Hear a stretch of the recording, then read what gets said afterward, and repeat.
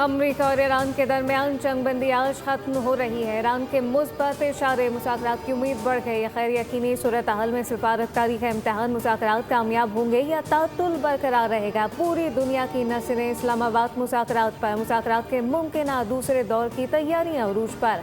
वफाकी दारुल हुकूमत इस्लामाबाद में सिक्योरिटी के गैर मामूली इंतजाम। रेड जोन जाने वाले तमाम रास्ते बंद।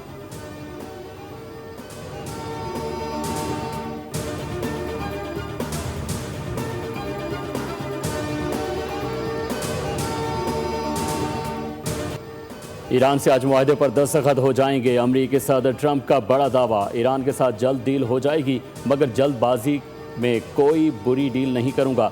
मीडिया से गुफ्तगू में कहा कि मेरे ख्याल में मुज़ाकरात में कोई गेम नहीं हो रहा। अमरीकी वफ़द चंद घंटों में इस्लामाबाद पहुंचने वाला है। डील होने पर सीनियर ईरानी रहनुमाओं से मिलने के लिए तैयार हूँ। ईरान से जो मुआहदा हम कर रहे हैं वो ओबामा और बाइडन दौर से कहीं बेहतर होगा। ट्रुथ सोशल पर लिखा कि इसराइल के कहने पर ईरान जंग का फैसला नहीं किया, डील कबूल नहीं की तो ईरान के तमाम पावर प्लांट्स और पुल तबाह कर देंगे। वक्त आ गया है कि ईरान की किलिंग मशीन को ख़त्म किया जाए। एक ही मुतालबा है कि ईरान को जौहरी हथियार रखने से दस्तबरदार होना चाहिए।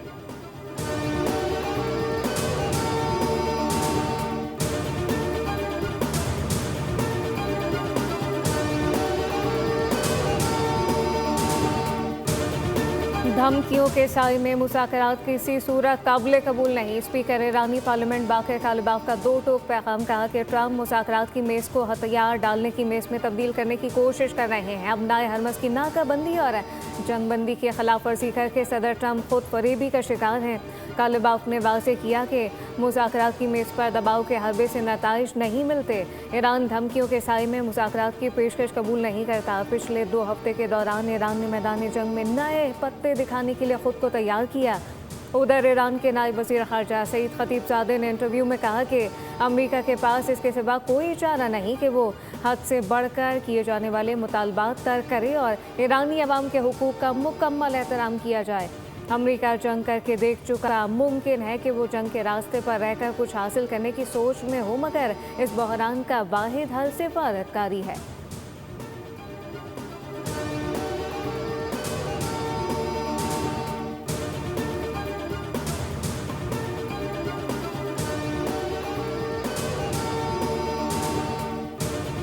अमरीका बहरी जहाज़ के अमले को फौरी तौर पर रिहा करे। ईरान ने मुज़ाकरात नाकाबंदी के खात्मे से मशरूत कर दिए।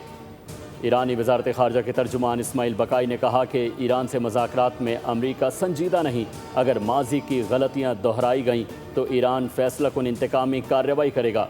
अमरीकी तजावीज़ गैर संजीदा और मुतालिबात गैर हकीकी करार देते हुए बताया कि ईरान से जौहरी मवाद की बैरून मुल्क मुंतकिली कभी मुज़ाकरात का हिस्सा नहीं रही।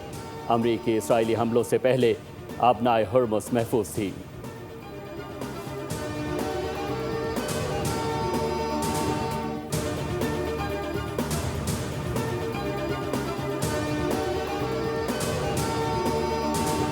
ईरान ने अमरीकी बहरी नाकाबंदी और तिजारती जहाज़ पर कब्जे के खिलाफ अक़वाम मुत्तहिदा में बाज़ाब्ता शिकायत दर्ज करवा दी। तेहरान ने इस इक़दाम को गैर कानूनी बैनुल-अक़वामी क़वानीन की खिलाफ वर्जी करार दिया। ईरान का दावा है कि जहाज़ पर कब्जे के दौरान मल्लाहों और उनके अहले खाना को डराया धमकाया गया, जो कि आलमी इंसानी हुकूक के मुनाफी है।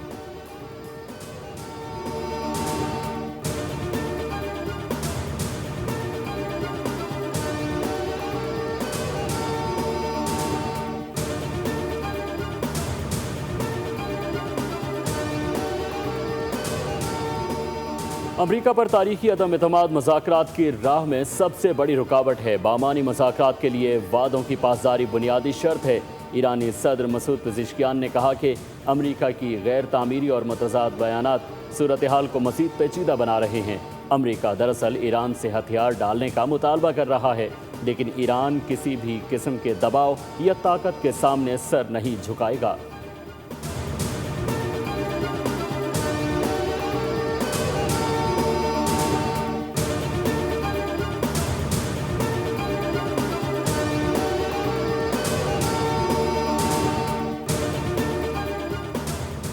आलमी मंडी में खाम तेल की कीमतों में नुमाया इजाफा। ब्रेंट क्रूड की कीमत बढ़कर $96 फी बैरल और WTI $90 फी बैरल तक जा पहुंची।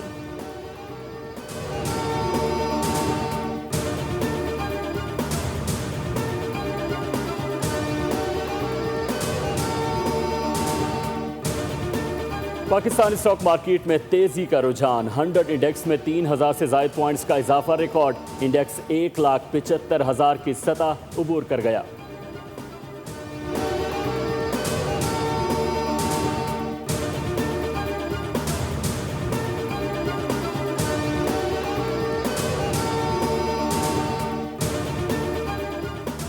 पाकिस्तान को सऊदी अरब की जानिब से मज़ीद $1 अरब के फ़ंड मौसूल हो गए। स्टेट बैंक ने सऊदी वजारत ख़जाना की जानिब से फ़ंड मौसूल होने की तस्दीक कर दी।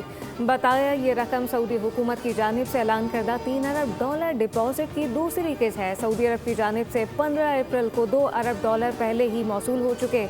दूसरी जानिब हुकूमत का आलमी मार्केट में $25 करोड़ मालियत का मज़ीद यूरो बॉन्ड जारी करने का फैसला। यूरो बॉन्ड को मजमूई तौर पर इजरा $1 अरब ले जाने पर गौर किया जा रहा है।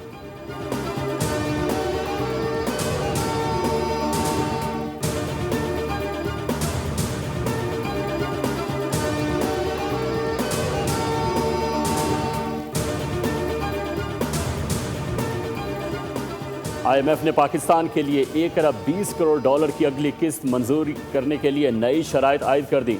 बिजली और गैस के निर्खों में इजाफा नागुज़ीर करार। खुसूसी इक़्तिसादी जोन्स के मराद ख़त्म करने का भी फैसला। नैब कवानीन में तरमीम और टैक्स निज़ाम में सख्ती भी शराइत में शामिल। ज़राए के मुताबिक हुकूमत ने IMF से इस बात पर भी इत्तेफाक किया कि जुलाई 2026 से गैस के निर्खों में हर 6 माह बाद और जनवरी 2027 से बिजली के निर्खों में सालाना बुनियादों पर रद्दो-बदल किया जाएगा। CPEC के तहत दी जाने वाली तमाम माली मराद भी 2035 तक इख्तिताम पजीर हो जाएंगी।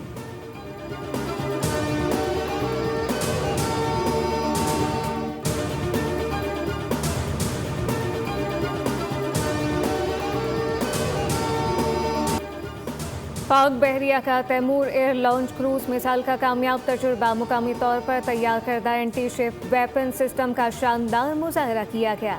ISPR के मुताबिक फिजा से सतह समंदर पर मार करने वाली मिसाइल ने हदफ को इंतहाई दुरुस्तगी से निशाना बनाया।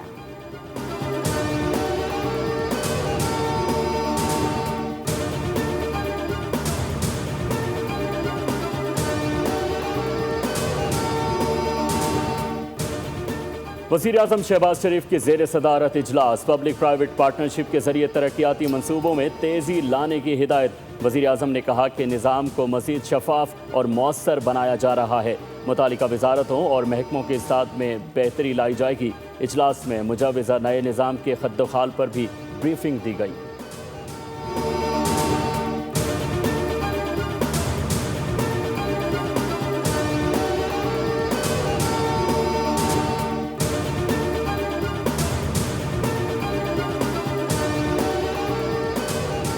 अमेरिका की जॉर्ज टाउन यूनिवर्सिटी में पाक अमेरिका कॉन्फ्रेंस पाकिस्तानी सफ़ीर रिजवान सईद शेख का खिताब। कहा कि पाकिस्तान जोग्राफियाई ही नहीं बल्कि हाल और मुस्तकबिल भी मशरिक़ वस्ता है। पाकिस्तान ने हमेशा इलाकाई आलमी अमन के लिए मुस्बत और तामीरी किरदार अदा किया। मौजूदा तनाज़े में पाकिस्तान की सहूलतकारी को कामयाब सिफारतकारी की तारीख में देखा जाना चाहिए। ख़ारजा पॉलिसी से मुताल्लिक़ पाकिस्तान की तवज्जो जियो पॉलिटिक्स से बढ़कर जियो इकनॉमिक पर मरकूज़ है। पाकिस्तान चीन वस्ती एशिया और खलीज रियासतों के माबैन अहम माशी राहदारी फराहम कर सकता है।